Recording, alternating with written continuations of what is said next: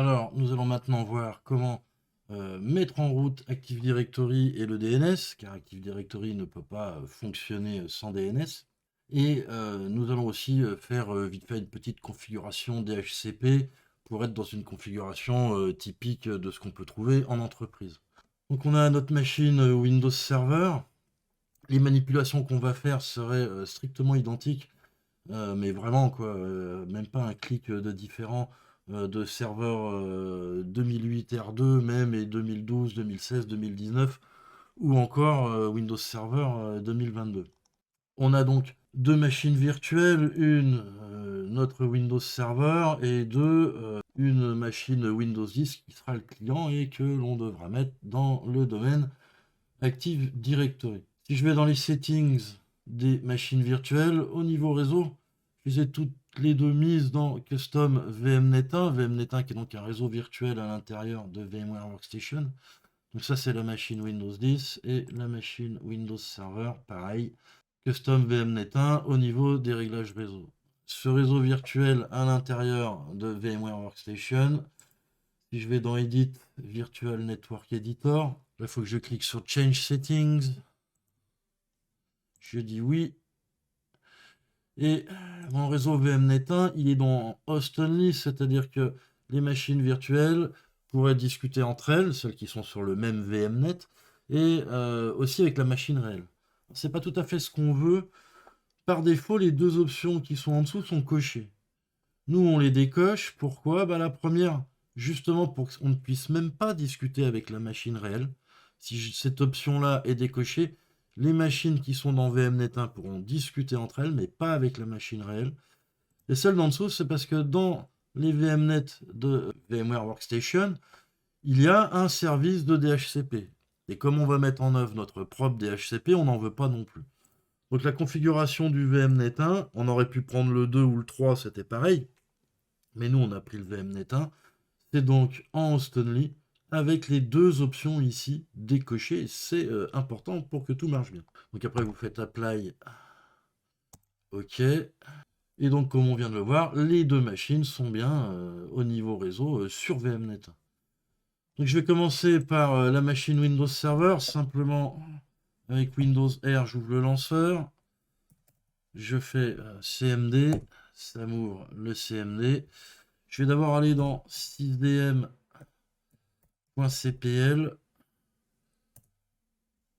pour simplement renommer la machine parce que le nom win-pnc quelque chose là, c'est pas joli joli. Et donc nous on préfère donner nous-mêmes un nom au serveur. Je vais donc cliquer sur modifier et je vais l'appeler winserve1 par exemple. Voilà. Je clique sur OK. Il a réfléchi un petit peu et quand je vais fermer la fenêtre, il me demande de redémarrer. Pour que le changement de nom soit pris en compte, la machine doit redémarrer. Je redémarre donc Windows Server. Alors Windows Server, c'est plus léger que Windows 10. Ça devrait redémarrer relativement rapidement. Voilà. Et ça n'a pas été très très long. Parfait. On voit ici, nous indique qu'on n'a pas Internet, c'est tout à fait normal. On a le réseau, mais on n'a pas Internet. Encore une fois, on est dans un réseau, notre VMnet1, qu'on a réglé pour qu'on ne puisse pas sortir en gros du logiciel VMware, et donc forcément, on n'a pas Internet. Il faut lui envoyer CTRL-ALT-SUP avec le petit bouton qui est ici pour ouvrir la session Windows. Et là, je suis sur le compte administrateur par défaut. On lui tape le mot de passe qu'on lui a mis tout à l'heure. On ouvre la session. On laisse le gestionnaire de serveur se lancer. Il se lance de toute façon par défaut à chaque redémarrage. Alors là, il va avoir des services en rouge. On ne va pas en tenir compte. Il y a certains services qui sont plus longs à démarrer que d'autres. Là, tant que tous les services ne sont pas redémarrés, ça reste comme ça. Et en plus, le gestionnaire de serveur ne se met à jour que toutes les 10 minutes par défaut. Donc, ça, on va laisser ça comme ça. Je vais juste réduire la fenêtre. Pensez à changer votre mot de passe, oui, oui. Euh, donc, je vais réduire cette fenêtre. Pour pouvoir installer Active Directory, il faut impérativement que on ait une adresse IP fixe. Et comme tous les systèmes capables de faire du réseau, c'est-à-dire à l'heure actuelle tous les systèmes, par défaut, ce serveur que je viens juste d'installer, dans lequel je n'ai rien paramétré, va se retrouver avec des réglages réseau en dynamique, c'est-à-dire qu'il va avoir besoin d'un DHCP. Nous, pour l'instant, on n'en a pas, et de toute façon, encore une fois, Active Directory a besoin de réglages réseau fixes. On va donc fixer les réglages ncpa.cpl pour ouvrir les réglages réseau.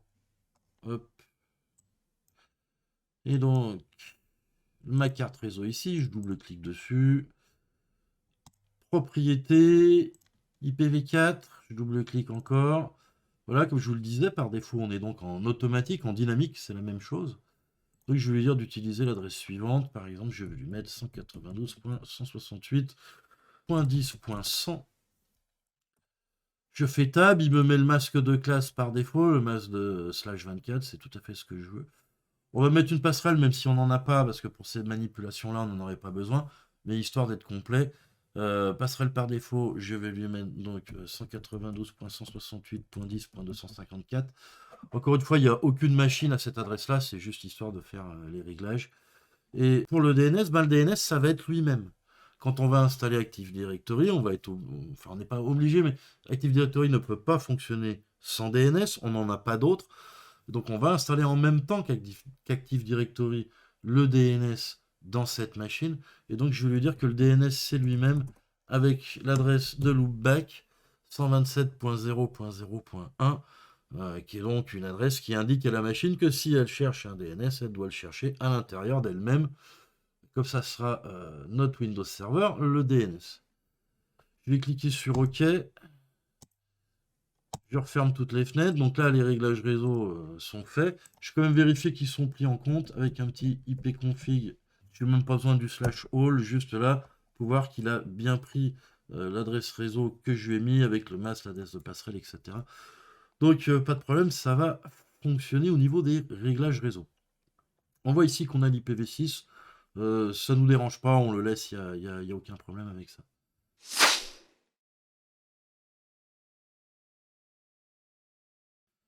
Ok, on va donc maintenant passer à l'installation du rôle Active Directory. Ça se passe en deux temps. D'abord, il faut installer le rôle, la fonctionnalité, le service Active Directory. Et après, il va falloir le paramétrer. Pour installer les rôles dans Windows Server, on va dans le gestionnaire de serveur, donc qu'on avait réduit tout à l'heure. On voit qu'il est toujours en rouge et tout, mais encore une fois, ça ne nous pose pas de souci. Si je veux forcer le rafraîchissement, je vais cliquer ici sur le petit rond avec les flèches. Donc il va réfléchir un petit peu. On voit qu'il y avait 4 services qui n'avaient pas démarré, il n'y en a plus qu'un. C'est encore une fois pas très important, on va le laisser faire. Pour installer n'importe quel rôle, on va dans Gérer, Ajouter des rôles et des fonctionnalités. La première page, je vais lui dire de l'ignorer par défaut, je fais suivant. Et on veut bien installer un rôle basé sur un rôle ou une fonctionnalité, et non pas sur un service de bureau à distance. Donc on laisse cette page par défaut, installation basée sur un rôle ou une fonctionnalité. Suivant. Là, il a bien trouvé notre serveur avec la bonne adresse IP, le nom qu'on a mis il y a 2 minutes, c'est parfait. Suivant.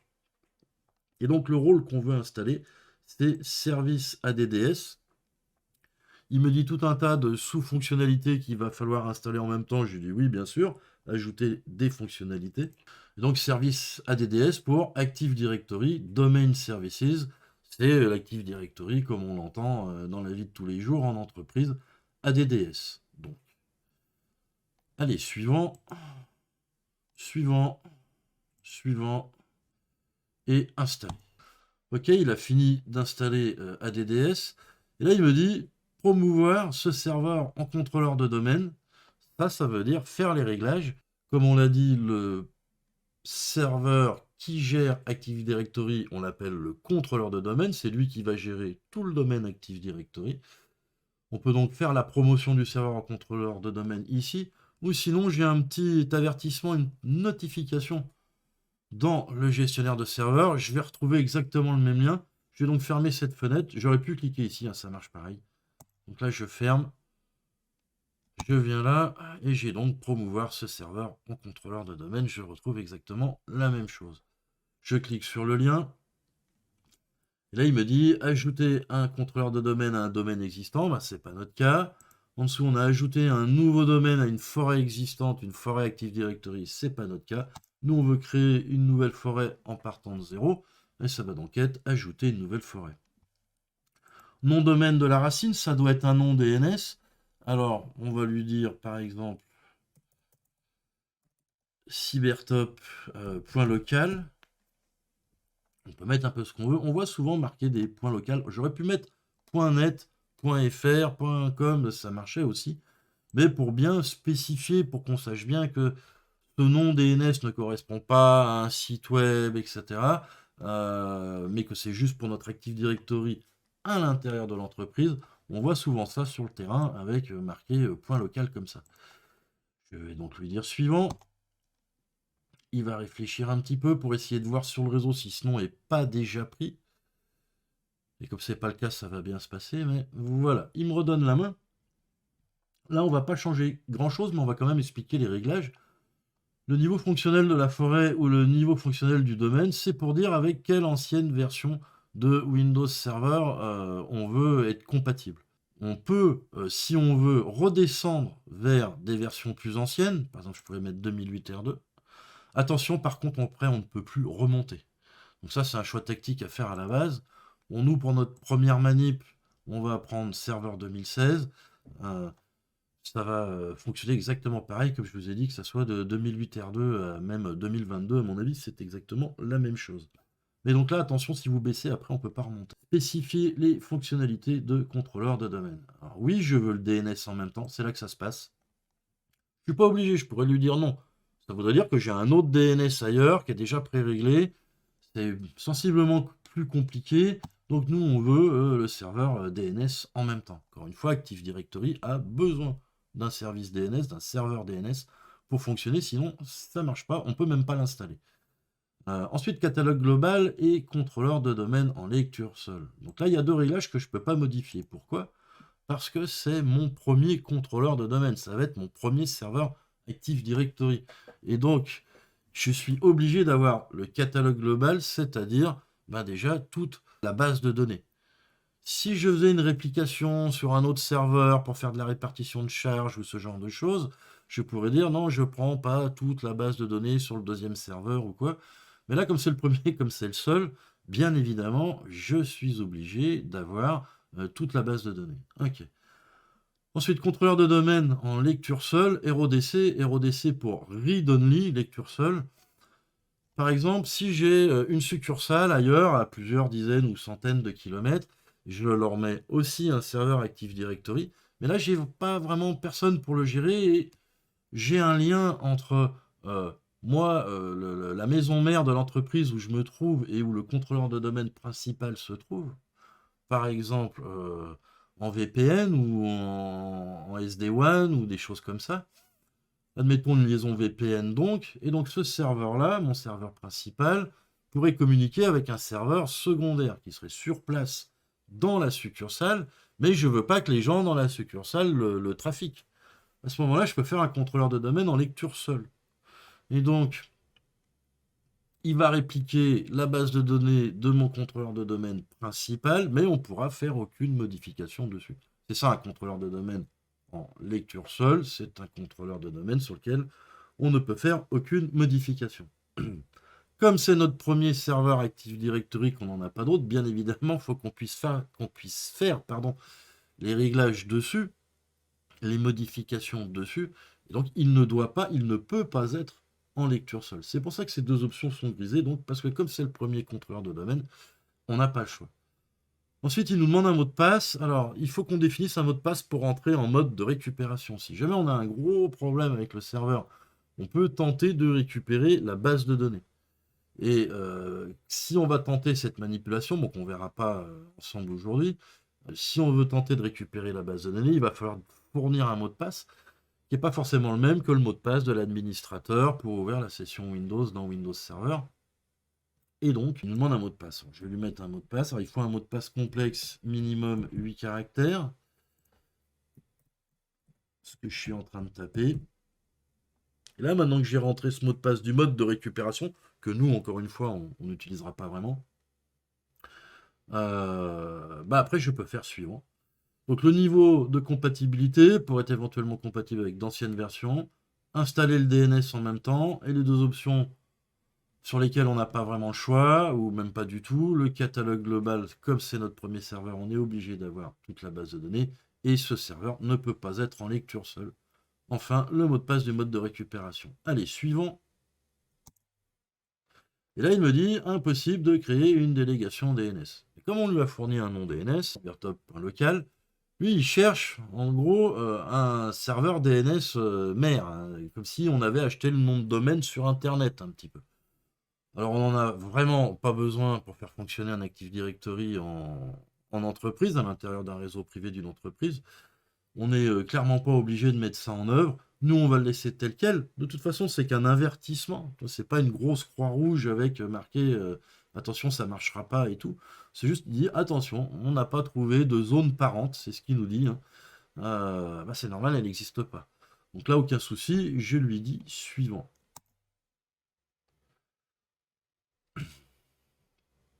Là, il réfléchit un petit peu. Après, il va me proposer le nom NetBIOS de mon domaine. On a déjà spécifié, nous, le nom DNS pour fonctionner avec Active Directory.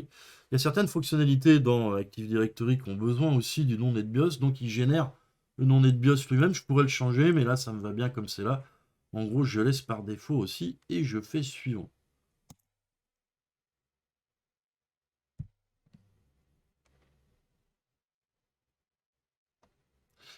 Là, il m'indique à quel emplacement va être la base de données Active Directory.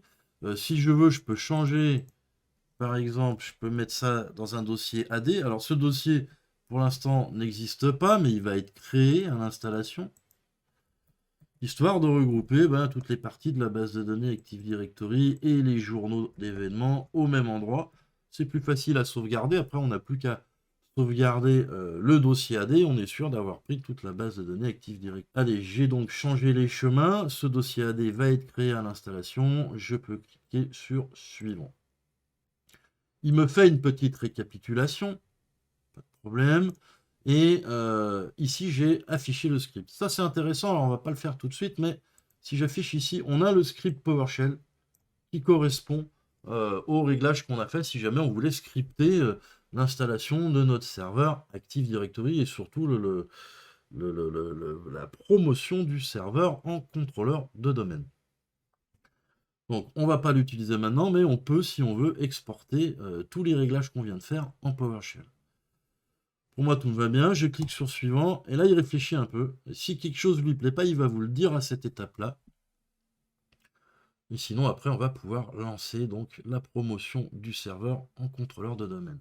Le rôle Active Directory est déjà installé. Maintenant, il s'agit de le paramétrer et d'installer le DNS. Donc, toutes les vérifications de la configuration requise ont donné satisfaction. À partir du moment où vous voyez la coche verte ici, c'est que c'est bon. En dessous, il vous met des petits avertissements. Le premier, c'est pour nous dire qu'on ne sera pas compatible avec Windows NT4. Alors, Windows NT4, ça remonte loin en arrière. Et ça ne nous intéresse absolument pas d'être compatible avec Windows NT4. Et il nous remet le même avertissement disant qu'il n'a pas pu créer une délégation DNS avec un serveur DNS faisant autorité. Bon, pour simplifier, on pourrait dire comme on n'a pas créé le nom de domaine ou acheté le nom de domaine plutôt, pour être plus précis, sur Internet, c'est impossible et c'est pas un problème, encore une fois. Notre cybertop.local ira très très bien comme ça. Et je vais cliquer sur installer. Alors ça risque de prendre un petit peu de temps.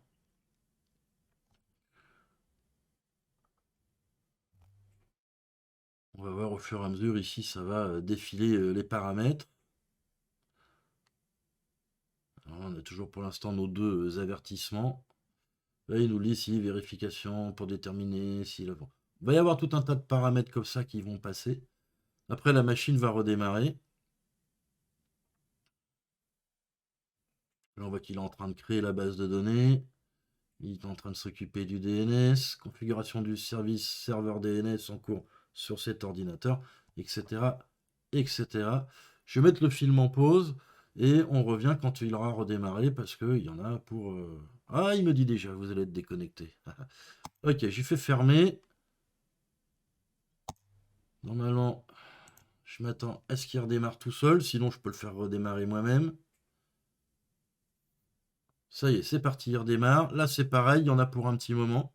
La machine virtuelle redémarre. Et là, il va commencer à appliquer les réglages à partir du redémarrage.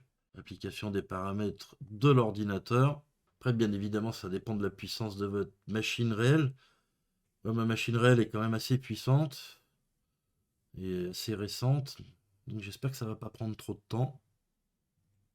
Ça peut potentiellement prendre un quart d'heure ou plus, mais j'espère sensiblement moins. Alors, la machine serveur a redémarré. Comme tout à l'heure, je lui envoie CTRL Alt Sup avec l'icône qui a les trois petits boutons là. Hop, et là on voit tout de suite qu'il y a des choses qui ont changé. C'est plus simplement marqué administrateur, c'est marqué CyberTop administrateur. Et donc c'est bien avec les identifiants de l'administrateur du domaine qu'il faut ouvrir la session Windows. Donc c'est le même, hein, c'est la même identité que l'administrateur qu'il y avait avant Active Directory, sauf que maintenant en plus il est administrateur du domaine. Donc je lui remets son mot de passe. Alors le mot de passe a expiré et doit être changé. Alors ça c'est parce que c'est une machine virtuelle que j'ai depuis un certain temps. Je vais lui dire OK, je vais donc changer le mot de passe.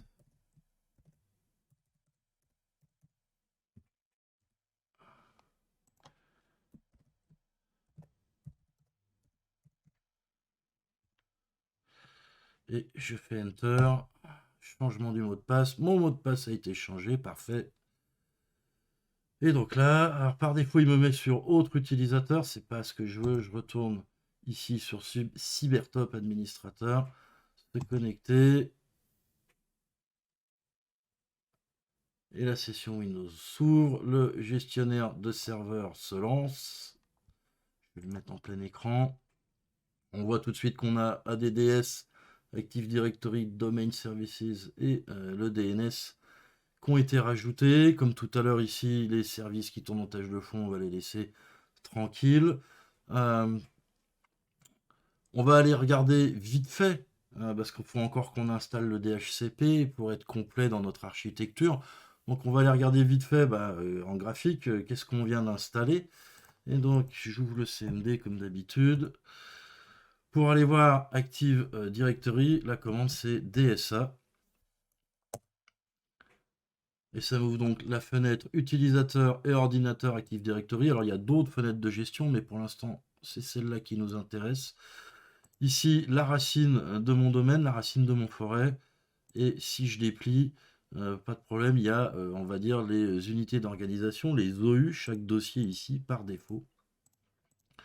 On pourrait en rajouter nous, etc. Mais bon, ça fera l'objet d'une prochaine vidéo, d'un prochain cours. Avec les utilisateurs par défaut, pas de problème, tout va bien. Mon Active Directory est tout à fait fonctionnel. On va aller voir le DNS avec la commande DNS mgmt. Alors, la commande complète, c'est .msc. Mais dans l'invite de commande, dans le CMD, le .msc, on n'est pas obligé de le mettre, ça marche sans ou avec, on peut le mettre si on veut, mais on n'est pas obligé. Et là, j'ai bien mon DNS qui a été installé et préconfiguré.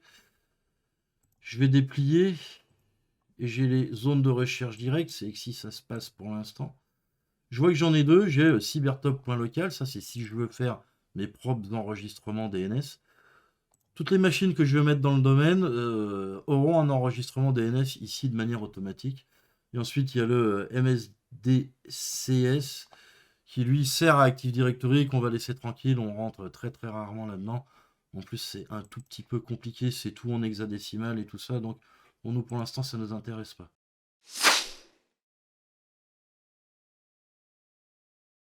On va donc rajouter le rôle de DHCP. Pour ça, je reviens dans le gestionnaire de serveur.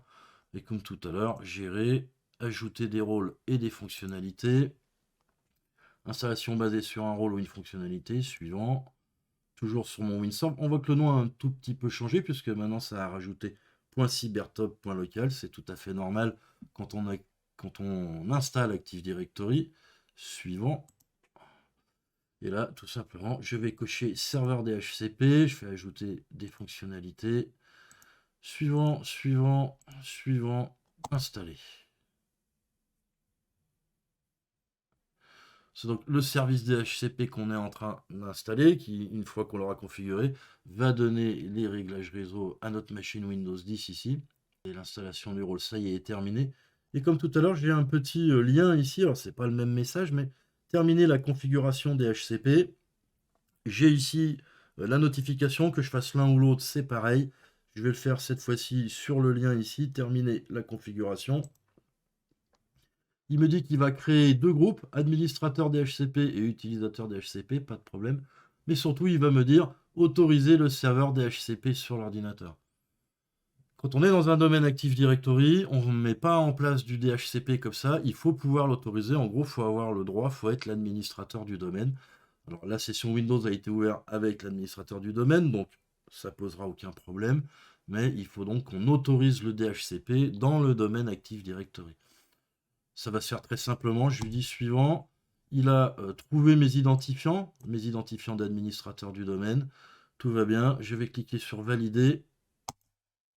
Il a bien créé les groupes. Il a bien autorisé le DHCP dans le domaine. On va pouvoir configurer notre DHCP. Je clique sur terminer et ici sur fermer. Windows R pour le lanceur. CMD pour ouvrir le CMD. Et la commande pour ouvrir la fenêtre de gestion du DHCP, DHCP MGMT. Comme tout à l'heure, on pourrait mettre .msc, mais on n'en a pas besoin dans le CMD. Ça m'ouvre la fenêtre de gestion, parfait. Je vais agrandir un petit peu. Et donc j'ai ici IPv4, IPv6, c'est surtout l'IPv4 qui va nous intéresser. Si jamais vous avez une croix rouge ou dans la grande majorité des cas, c'est que ça n'a pas été autorisé dans le domaine. Ça, je peux le voir sur le serveur DHCP ici dans la fenêtre, je fais clic droit. Là, c'est marqué interdire, ça veut dire que c'est bien autorisé. Si jamais vous ne l'avez pas autorisé dans le domaine, ici, ça sera marqué autorisé. À ce moment-là, vous l'autorisez, pas de problème, tout rentre dans l'ordre, ça va passer au vert. Moi, ici sur IPv4, j'ai besoin donc de créer une étendue DHCP pour distribuer des adresses à mes machines clients. Je vais donc faire clic droit sur IPv4 et je vais dire nouvelle étendue. Ça m'ouvre un petit assistant. Allez, suivant. Le nom de l'étendue, on va dire étendue Cybertop. On pourrait rajouter une description. Je vais laisser comme ça et je fais suivant. Alors, à partir de quelle adresse on veut distribuer, il faut, a priori, et ça marche beaucoup mieux si on est dans le même réseau que ce qu'on a mis pour le serveur. Donc ça va forcément être 192.168.10. Et on va dire qu'on va distribuer de l'adresse 50 jusqu'à 192.168.10. Et là, je vais faire exprès, je vais mettre .100. .100, c'est l'adresse du serveur. Il ne faut pas que cette adresse soit distribuée. Mais comme je l'ai mise là, ça va nous forcer à faire une exclusion. Ça va être dans 2 minutes, on va faire 2-3 clics et on pourra faire cette exclusion. En dessous, le masque, par défaut, il vous met le masque de classe. Donc ça, il faut bien s'en souvenir, parce que si vous mettez en 10.10, ici, vous aurez un masque 255.0.0.0. C'est pas forcément ce qu'on veut à l'intérieur d'un réseau privé dans une entreprise. Là, pour nous, il nous a mis masque de classe C, c'est tout à fait valable, et on va laisser ça comme ça. Allez, suivant. L'exclusion, donc, dont je vous parlais, on va lui dire, on ne veut pas distribuer l'adresse 100. Elle fait partie de notre étendue, mais ça ne fait rien, on ne veut pas la distribuer.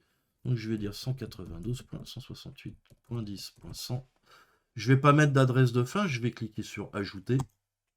Et donc cette adresse-là, quoi qu'il arrive, ne sera jamais distribuée. Allez, suivant. La durée du bail, par défaut, c'est 8 jours. Voilà, il y aurait pas mal de choses à dire, mais bon, on va laisser par défaut. Pour l'instant, on est vraiment sur la mise en œuvre de base, on va dire, de l'architecture. Et donc je clique sur suivant. Il me dit, est-ce que vous voulez configurer les options DHCP? Parce que là, comme on a configuré là pour l'instant, ça va donner à nos machines clients une IP et un masque, et c'est tout. Mais il faut qu'on leur dise aussi, par exemple, où est le DNS. Si elles n'ont pas l'adresse de DNS, on ne pourra pas les mettre dans le domaine Active Directory.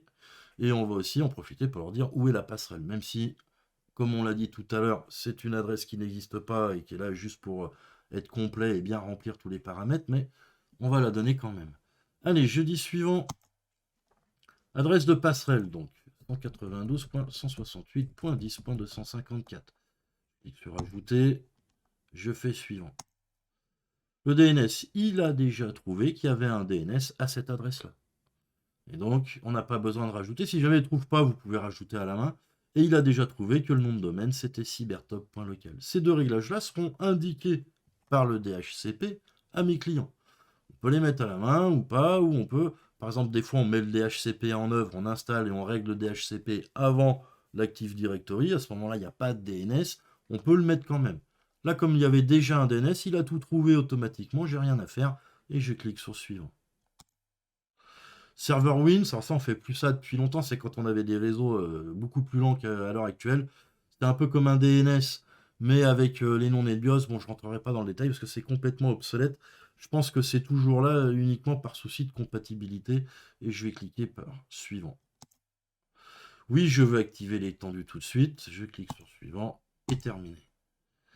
Alors, il m'a créé l'étendue. Vérifiez toujours parce que des fois ça bug un petit peu, que vous avez bien les trois options d'étendue. Routeur, DNS et nom de domaine. On a ici un petit point d'exclamation bleu là. Simplement, il faut redémarrer le service. Comme on dit souvent, un service, ça s'installe, ça se configure et ça se redémarre. Donc sur le serveur en lui-même, clic droit, toutes les tâches et redémarrer. Il va redémarrer le service DHCP. Pas de problème, tout est revenu au vert, on est content, l'étendue est toujours là. Bah, écoutez, il n'y a aucune raison que ça ne marche pas maintenant. Je vais aller sur ma machine client. Alors du coup, elle s'est mise en pause. Je vais lui dire de se réveiller. Encore une fois, j'insiste, ce qu'on est en train de faire, ça ne fonctionnera que, en gros, bah, si vous êtes sur le même câble, si vous êtes dans le même réseau. Les deux machines doivent donc être sur le même VMnet. Nous, on a mis les deux sur Custom VMnet 1, au passage. Allez, je reviens ici. Je vais ouvrir la session Windows.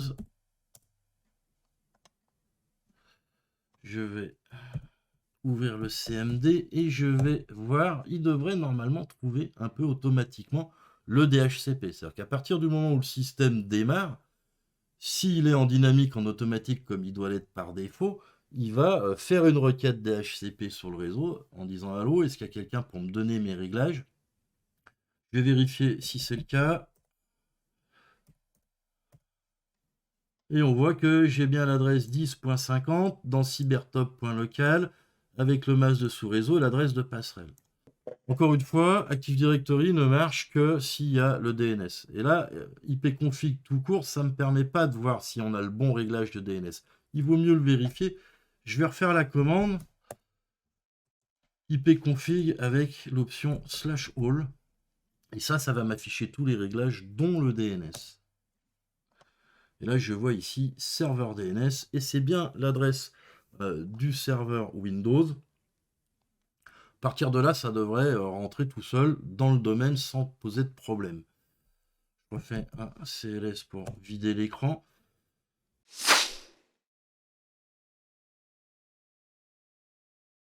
Pour mettre une machine client dans le domaine, il faut que je passe par sysdm.cpl, la commande pour m'ouvrir les propriétés système. Et je vais aller dans modifier ici. Je vais en profiter, je vais l'appeler W10 par exemple. Vous voyez que par défaut, on est dans groupe de travail workgroup. Et nous, évidemment, on veut mettre dans domaine. Et je vais donc dire que je veux rentrer dans le domaine cybertop. Avec le nom NetBIOS, normalement, ça suffit. On n'a pas besoin de mettre le point local. On n'a pas besoin de mettre le nom DNS. Et je vais donc ici lui dire OK. Alors, il va réfléchir un moment. Il me demande de m'authentifier. Là, il faut que je m'authentifie en tant qu'administrateur du domaine. Il faut donc que je mette administrateur et le mot de passe de l'administrateur du domaine. Pas le mot de passe ou l'identité de l'administrateur local de cette machine Windows 10, mais bien celle d'Active Directory qu'on a dans le serveur.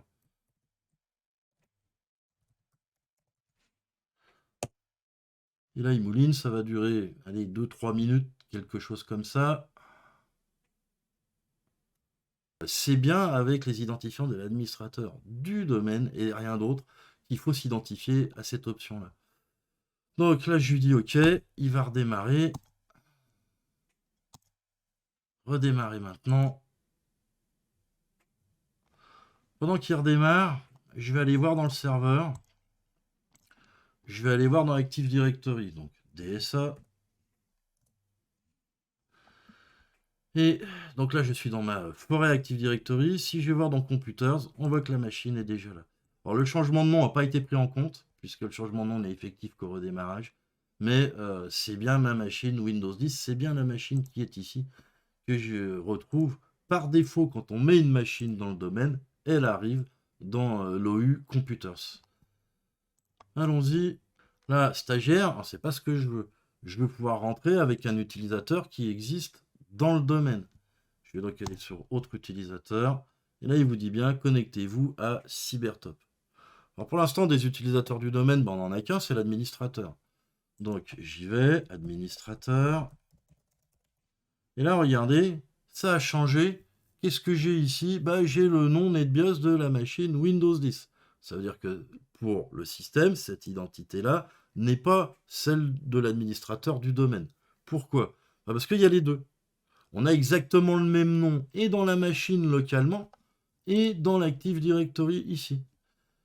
Quand il y a ambiguïté comme ça, quand il y a les deux, lui ne sait pas quoi choisir, il prend toujours le local. Il prend toujours l'utilisateur qui existe localement dans la machine Windows 10 s'il y a le même nom dans le serveur.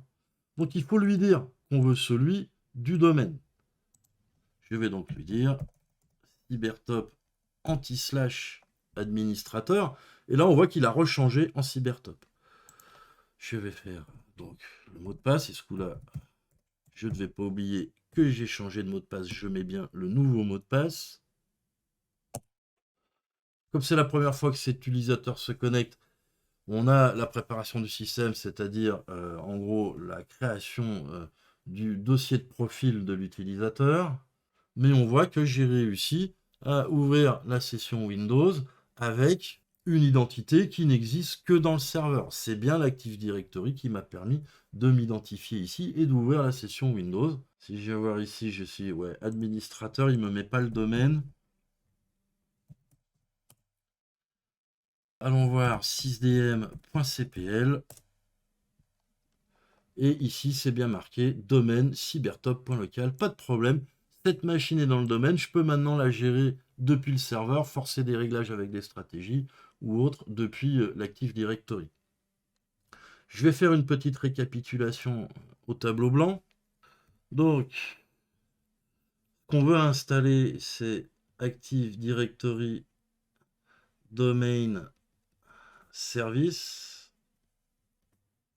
soit ADDS pour les intimes.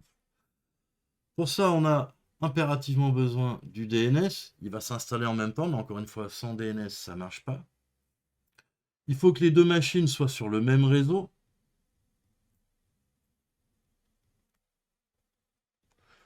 Dans notre cas, ici, le même VMnet.